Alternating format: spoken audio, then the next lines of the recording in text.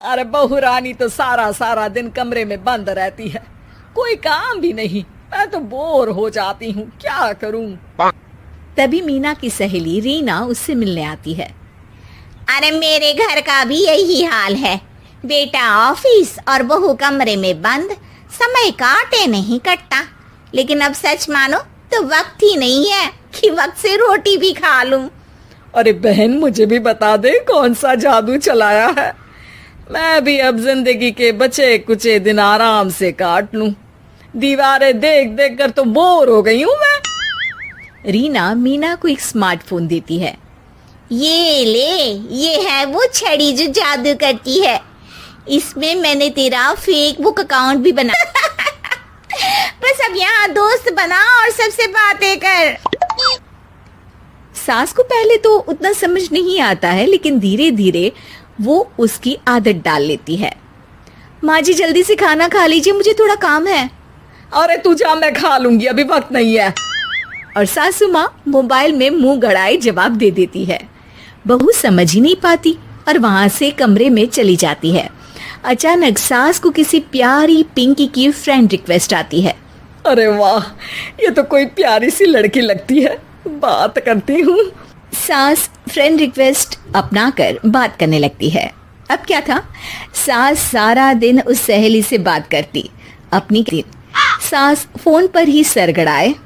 अरे बहू, जरा मंदिर के लिए थाली सजा दे, आज कीर्तन है। बहू फोन पर किसी को मैसेज टाइप करते कहती है। माँ जी क्या है, अब मुझे क्या पता कि आपको कौन कौन से भगवान की पूजा करनी होती है। तभी सास के पास कोई मैसेज आता है। अच्छा अच्छा ठीक है, रहने दे, मैं ही कर लूंगी। अब मैंने मना थोड़ी ना किया है, कर देती हूँ मैं। अब मैंने भी बोला ना कि थोड़ी देर में बात करती हूँ, तो मैं ही कर लेती हूँ, तू जा अपने कमरे में। बहू वहां से चली जाती है। सास मंदिर पहुंचती है और मंदिर की सीढ़ियों पर बैठकर सास फोन पर लिखती है। अरे मेरी बहू सारा दिन अपने कमरे में बैठी रहती है। वहां से रिप्लाई आता है।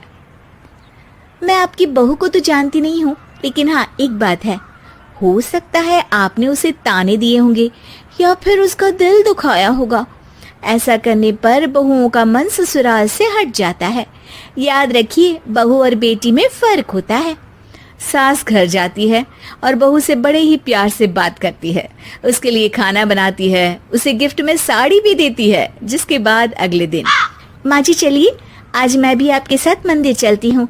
आते वक्त भोले भैया के गोलगप्पे खाकर आएंगे। अरे हाँ बहू, ये तो अच्छा है, चलो। सास मन में सोचती है कि उसकी फेसबुक वाली दोस्त कितनी अच्छी है। उसके समझाने से उसे उसकी बहू वापस मिल गई।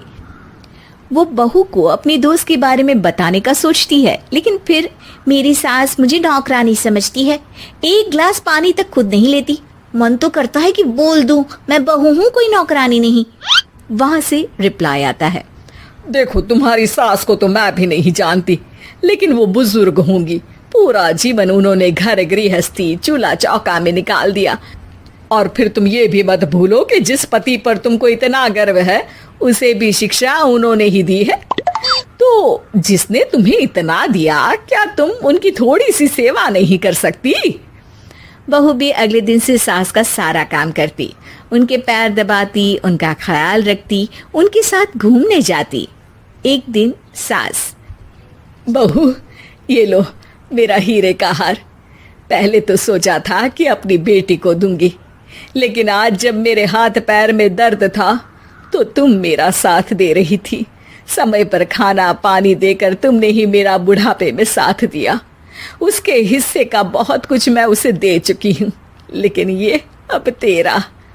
बहू तो ये देखकर खुशी से उछली जाती है।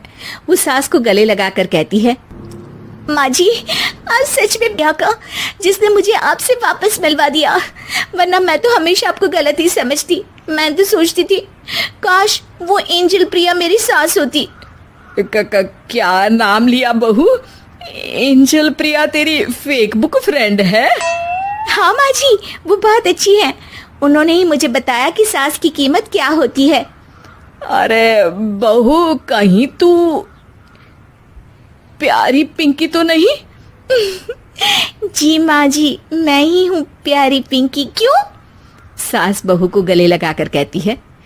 मैं भी यही सोचती थी कि काश प्यारी पिंकी मेरी बहू होती। शुक्रिया बहू। सासू माँ, शुक्रिया तो हम दोनों को फेसबुक और सोशल मीडिया का करना चाहिए, जिसने हम दोनों को एक दूसरे से दिल से मिला दिया। अब तक दोनों को समझ आ गया था कि जो खुशी वो बाहर ढूंढ रहे थे, सच में तो वो उनके घर में ही थी।